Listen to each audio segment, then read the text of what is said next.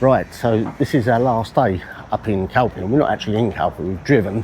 It's only about 10 kilometres up the road from Calpe to a place called Moraira, which is another little coastal town, fishing village. I think it's supposed to be quite an upmarket-y type of place. There's another one of those very stereotypical sort of Spanish turrets that's in the area, that kind of thing. So just for something a bit different, we thought we'd have a quick wander up here, have a look around, and if you do come here, head for where the market is, because the market is basically free parking. As long as you're not there on a Friday when the market is, you can park in there for free.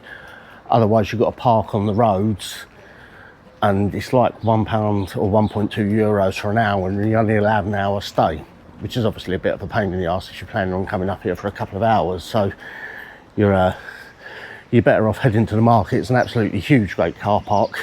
You can get in there for free and park for free and don't have to worry about it. So we're just having a walk down to the beachfront.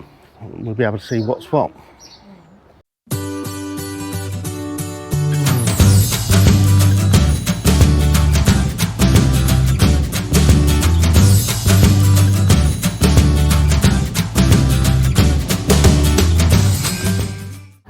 Right, so the other thing to note is there is one of these here. So it's an overseas supermarket, and they stock Waitrose, Icelands and all of those kind of things here. Now, there'll be a load of stuff in there. Anything you want to be British will be in and around that area. And then the only difference is you'll pay a fortune for it, because it's all obviously been imported from England, so it'll cost you an absolute arm and a leg to get it.